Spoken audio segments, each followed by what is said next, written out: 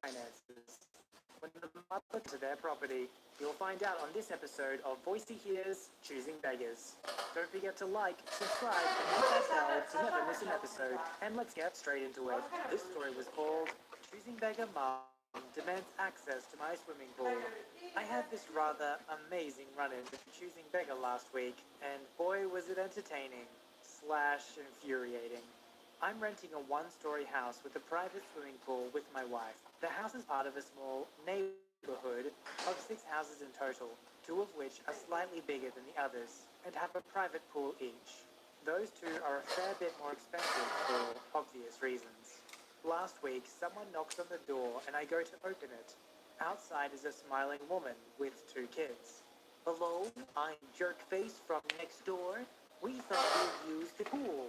I'm confused and a bit stunned. Oh, you did you? I now also notice that they're all carrying towels and have swimming suits on. I don't really like lending it out, I'm afraid, so I think I'll have to say no. Oh, but the rent gives me access to the pool when I want, said in a very smug way, as if she's calling me an idiot. You're not paying the rent for my house, and I know the owner doesn't include use of the pool in the contract. I know this because he's a close friend of my wife, and I happen to be the one who wrote the contract, as well as having translated the guy's ad for Facebook and such. Well, it's in the lease, so you don't really have any choice, do you? At this point, I just asked my wife to call up the owner, and he confirms that he hasn't said anything about her being allowed to use the pool, and that the contract doesn't mention it. I tell her this, but since she has kids, I tell her that I'll allow her to come over to use the pool perhaps once a month, as long as she gives me 1 week's notice or so. This is not good enough for Jerkface, who demands immediate access to the pool, as well as future use whenever she feels like it. This, of course, results in me withdrawing my kind offer, and her stomping away, screaming about getting me kicked out. Later, the owner shows up, having heard her screaming through the phone, and warns her sternly that she will be kicked out if she makes any more trouble. I don't think she'll be staying here for long. It's a classic choosing beggar manipulation tool to put the other person on the spot, so by showing up at the house, ready with the swimming gear, it's almost too awkward to not let them in. Fortunately, this guy stands his ground and says no. Again, here we see the importance of contracts. It shows what was voluntarily agreed to by both parties. Now, if only we could contract with every choosing beggar to never have to see them again. This story was called Choosing Beggar Annoyed, I'm Not a Waitress. Demands free coffee. I worked at a gas station as a teenager for 2 years. I was pretty shy back then and worked with mostly mid-20s guys who were hilarious and great to work with. I loved that job. But obviously, dealing with the public, you're gonna have some weird and annoying stories, especially since people complain at you for the price of gas. For your information, the 18-year-old girl at the till normally doesn't control the price of petrol. Please stop complaining to her about how expensive it is. It was a small enough station with a decent shop, an automatic coffee machine just by the door that actually made pretty good cappuccinos. Normally, there'd be at least 2 people working behind the counter. We each got a 15-minute break during long shifts. But if it got busy, you could ring a bell to let them know that you needed help. One day I was working with one of the lads. He was hilarious. While I always tried to be extra polite to aggravated customers, this guy did not care. He took no crap. He had worked there too long. He was also built like a tank, so his attitude was rarely met with much retaliation. He was taking his break in the back, and this older woman, maybe in her 60s, walked in. Hello, I would like a coffee. Oh, yes, we have a machine just over there that serves lots of types of coffee. Just press the button for whatever one you like. And then I smile. The old woman, looking at the machine I gestured at, looks back at me and scoffs. If I wanted to make my own coffee, I could do that at home. She just stares at me. Oh, well, I'm sorry, but that's the coffee maker we have. It's actually quite nice though, but there aren't really any coffee shops nearby. Silence and still staring. So, are you going to make me a coffee? I was confused. Oh, well, I'm not supposed to leave the register. I have to. This is ridiculous. I am a paying customer, and you won't serve me? This is a disgrace. Bear in mind, there's nowhere to sit. It's a to-go coffee machine. I was just beyond confused at this point. She storms over to the machine and presses one of the buttons for a coffee. Since I'm the one doing your job, there's no way I'm paying for this. I'll take my coffee and go, and I'll be telling people about the terrible service here. Now, I didn't know, but Tank Bro had wandered out from the back and had been listening. He quietly walked between her and the door while the coffee was pouring and folded his muscly arms, looking like a nightclub bouncer. The old woman turns to walk the coffee cup. Sorry, where the heck do you think you are? I'm not paying to make my own coffee. You're in a petrol station. We're not a freaking restaurant. Pay for your coffee and get it? I'm not paying. Then hand it over. She reluctantly hands him the coffee, which he takes a swig from straight away and smiles. She storms out. Man, screw this job. That was one of my favorite work days. Why do choosing beggars always have a very messed up view of value? Either they'll exclusively value the material goods and ignore the value of the labor, or in this case, she recognizes the labor cost but completely ignores the value factor of the convenience of a quick and cheap coffee and the actual material cost of the coffee itself. How many of these people do you think are just completely ignorant? And how many do you think are just trying to scam their way into getting free coffees and free this and that? Let me know in the comments what you think. This story was called Choosing Beggar on My Birthday. So today is my birthday. I've been working at the job for a year now and have gelled well with my team. Because of this, I thought it would be nice if I bought some snacks for my team. I went to the local shop and shelled out quite a lot for some pastries.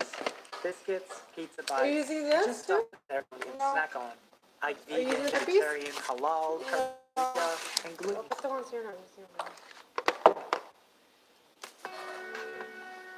Is this what Joey was making? Yeah.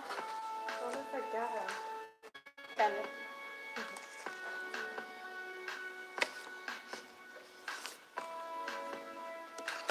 Are you using these? Oh, no. You don't know if you're using it or not? No. Everything from the wild caught Alaskan pollock Oh, to just the crispy now you have more space. twice. We have the meats for sandwiches. Free options. In my other jobs, I've done this because I like celebrating with other people, but this is by no means a duty on me to do. I do it because I like sharing. So I place some snacks on the main desk at the front of our office, where everyone can help themselves. As our office is huge, I write that I've brought in some goodies and people on my team should help themselves. Enter Choosy Beggar 1. This is from someone in our senior team, so although they are part of our team, they never really talk to anyone in a pay grade lower than them, and a majority of us understand that they are not our team. He waltzes over, picks up Slide. everything, and reads the note. He doesn't realize that most of us are looking at him when he does this. He states, "Who is this person?" My colleague points to me and states that it's my birthday, so I've brought some bits in. He takes one look at me and demands why there are no donuts. I explained that the donuts from the local shop didn't look too nice, so I thought it best not to buy them. He states that as it's my birthday and I've decided to buy stuff, I should have bought stuff that he wanted. I tried to awkwardly explain that I didn't really have to buy anything at all, and that I mostly bought it for our base team. He gives me a dirty look and says that next time I needn't bother at all, if I'm still working here. So that kinda ticked me off. But I know the senior team are like that, so I try not to let it get to me, as he is hardly ever at work and everyone knows he's a prick. Then, Choosing Beggar 2 walks in. This woman is not even part of our team. She just works on the same floor as us. She does the pleasantries and says happy birthday and asks if she can have a pizza bite. I say of course, and that she is welcome to take some things back for her team if she wants. She takes a platter which has about 10 bites. She eats one and then looks at me funny. I ask if she has any allergies. She replies with, "No, they're freaking cold." I was so shocked at her attitude, I could have died there and then. I tell her that she can use the microwave to warm up the bites. She asks why she has to warm stuff up, as it should be warm when she takes them. Then I lose it and tell her that it's my birthday and I don't care if she chokes on the pizza bite. Just go get lost. She says that I have a really toxic attitude and that I shouldn't share if I couldn't take it. So yeah, didn't think I would have a choosing beggar experience on my birthday, but here we are. I've hated every time I've had to work in one of those workplace environments. There's so much entitlement because you have these like collective areas where everybody meets.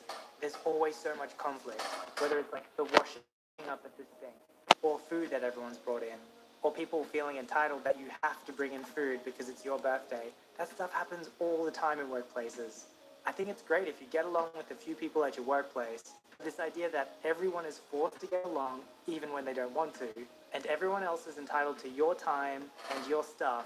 I don't know how it makes you feel, but it makes me feel really uncomfortable. This fan-submitted story was called I Already Bought the House for You. You can't throw all our stuff away, ruin the house, and expect me to pay for your new stuff. Hi there, I'm new here, and I have a story from my mum. It happened 5 years ago. I really love that I found this channel and this Reddit page. Such a good read. Choosing beggar is a relative.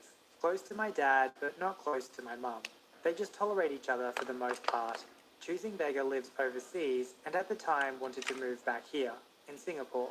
If you want to return to rent a house, get a job for many years overseas, you'd need to renew your papers, and that takes about 6 months. As an act of kindness, my dad offers our old apartment for rent. My family has had it for 10 years and wanted to rent it out for the time being, since we kept it so well. Choosing beggar kept thanking us. Even my mum offered her help with the bank transactions, since you need someone to back for you who's at least been a citizen for more than 5 years. As a result, Choosing Beggar gets our old home for the 6 months, and my mum pays on behalf of Choosing Beggar until she could settle down. Due to some visa conditions and the bills needing to be paid, my mum had to pay for Choosing Beggar for her house. Okay, fine, reasonable. However, Choosing Beggar hasn't been paying us her rent as well. It was taxing my mum financially, and my dad couldn't say no to Choosing Beggar. Choosing Beggar kept buying new things for our old home, Yeah, that looks even though good. most of the furniture was well kept and preserved. Choosing Beggar never tells my mum anything. This was until It's my pretty mum hard. goes to our old home for some letters and sees all our well-preserved stuff on the curb. Basically everything from the living room to also from chairs. She was hella ticked off and confronted Choosing Beggar. Here's what happened. Choosing Beggar, why is Take our it, stuff Mom. on the curb? Why is there so many new pieces of furniture? Was all that stuff broken? You could have told me and I could have sold or repaired it. My mum tried civil. Tried. My mum is very resourceful, so she knows how to fix everything in the old house. Selling it was easy enough for her too. No, I want my style. I want you to buy stuff that fits me better. Some of those pieces of furniture were expensive. I could have sold it off. Why didn't you tell me? I had no time. I was busy with my job. If you had time to buy the furniture, why haven't you paid for the rent? It's been due for a few months, and I'm tight with our own finances. My mum starts to get impatient. Choosing Beggar rolls her eyes. I've been busy at work. Besides, the old junk was too clunky. I've been just doling up the place. You don't own this house. It's still under my name. You also need to pay the rent for this place, since there hasn't been a payment in months. My mum then inspects around our old home. She found out by buying all the new furniture, Choosing Beggar destroyed the wooden floors, as she had dragged the old furniture across the floor. Choosing Beggar hadn't even cleaned the house much at all. Some of the walls had holes from when she threw out the furniture and bumped into them. There was even so much grease in the cupboards above the stove because of who knows what. My mum was furious. She started arguing with Choosing Beggar after her discoveries. How could you leave the house like this? Choosing Beggar was ticked off at my mom. Excuse me, I'll have you know I've fixed this shabby home.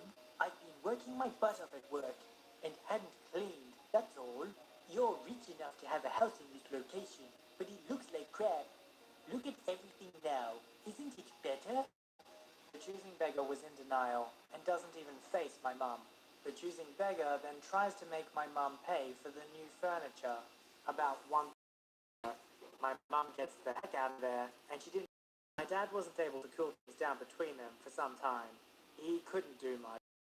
After choosing Beggar's permanent home and visa was settled, she dropped the key. My mum spent her retirement money fixing the old home. We loved it too much to sell it off. It was left in shambles when the Choosing Beggar vacates.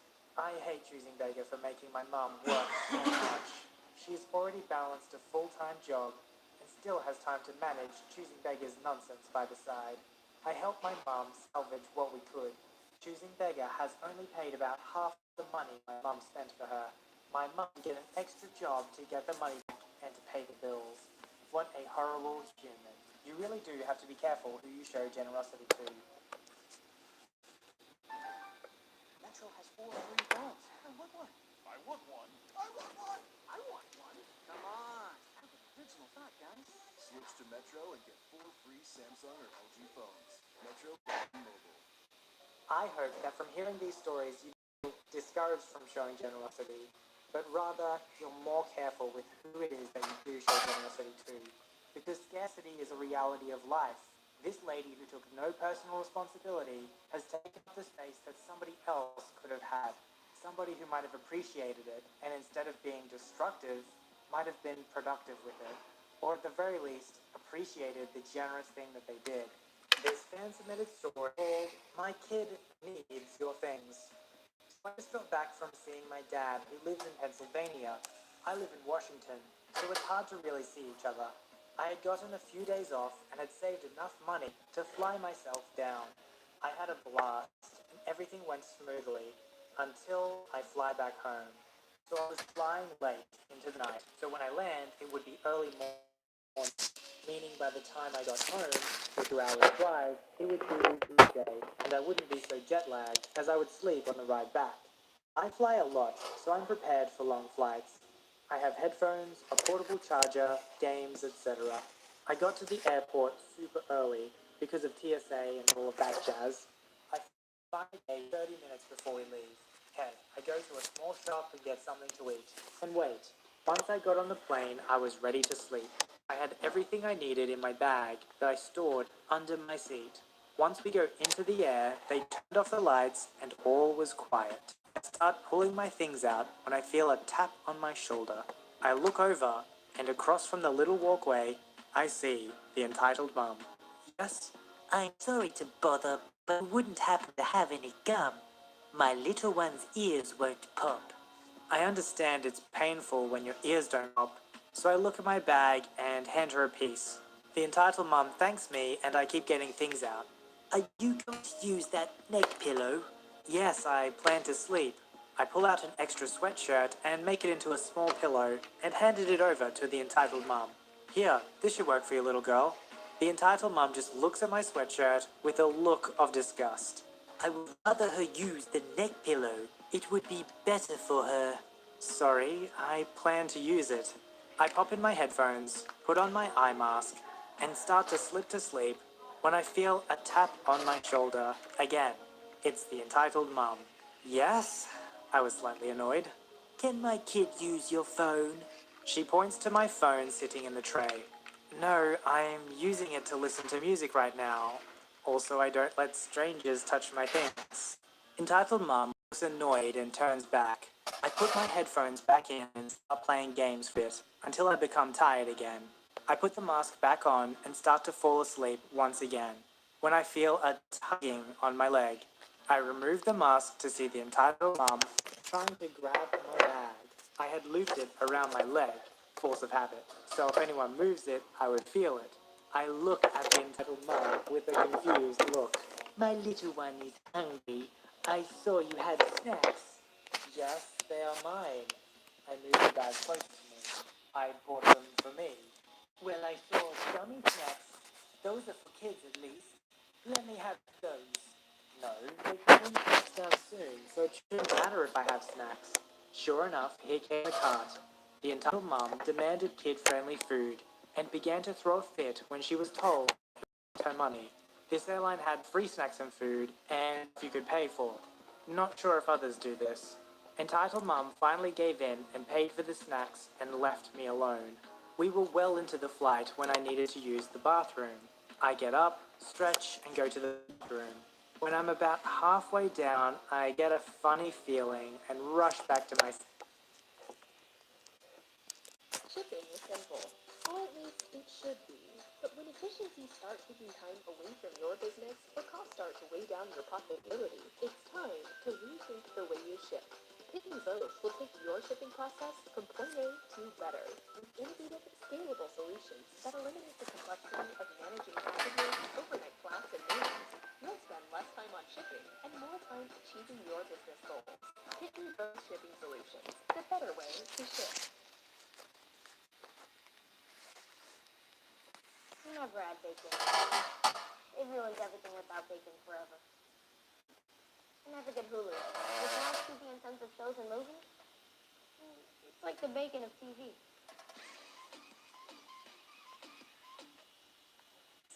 The entitled mom had given her entitled kid my neck pillow, my snacks, and my phone. Give that back, it's mine. I'm not being quiet as I've dealt with her crap for too long. But my kid needs this stuff. She doesn't do long flights. Then you should have come prepared. That's not my fault.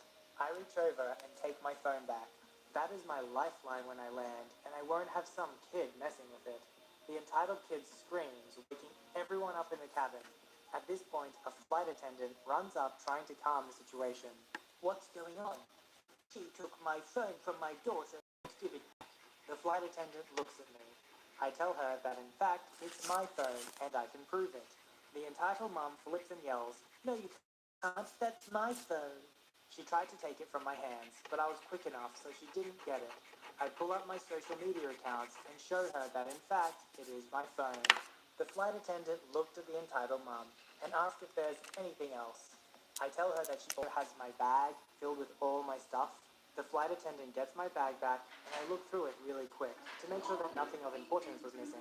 I sit back down and don't sleep the rest of the flight. The entitled mother glares at me the whole rest of the way. When we land, she gets off as fast as she could, and I never see her again. Goodness. I never did get my neck pillow back, by the way. If you'd like your story to be narrated by me, don't forget to visit the subreddit r/Boise here, link below. Don't forget to like this video and subscribe if you'd like to see more. Alright, I'll see you in the next one.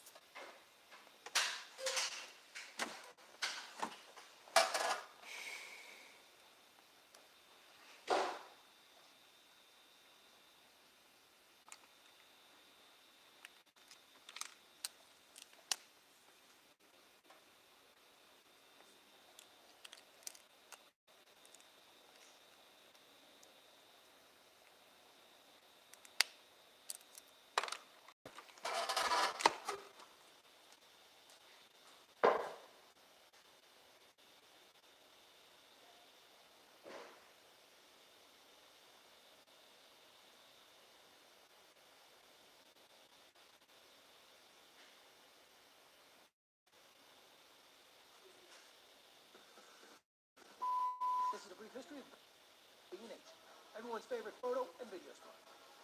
When I asked if you wanted more entitled parents, hundreds of you responded, so here it is. Officially our new series on the channel. This doesn't mean it won't be our last series, and it doesn't mean there will be any less petty revenge or choosing beggars. Your favorite series are still coming at you faster and higher quality than ever before, so make sure you hit that subscribe button and turn on notifications. On today's Entitled Parents, our fan submitted story. A nurse is taking care of a mentally disabled woman when she's approached by her parents, demanding they give her $2,000 to go out to lunch. Something doesn't add up here. A couple is enjoying a nice night out at an adult-only bowling alley. Until, of course, it gets gate-crashed by an entitled mother of 2 toddlers. A worker at a nursery tells a child to stop playing on a stroller because he might break it. The child's mother seems to have no concern for anyone else's safety, but in the end, she's the one who pays the ultimate price. Don't forget to like and subscribe, and let's read into it. This fan-submitted story was called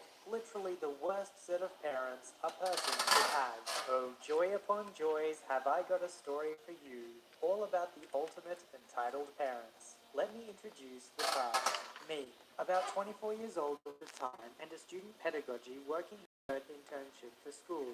A pedagogy is a care person provider and usually works in daycares or in a protected residence for mentally disabled children or adults. Kat, my guidance counselor for the intern. She's a nice lady, as long as you don't anger her.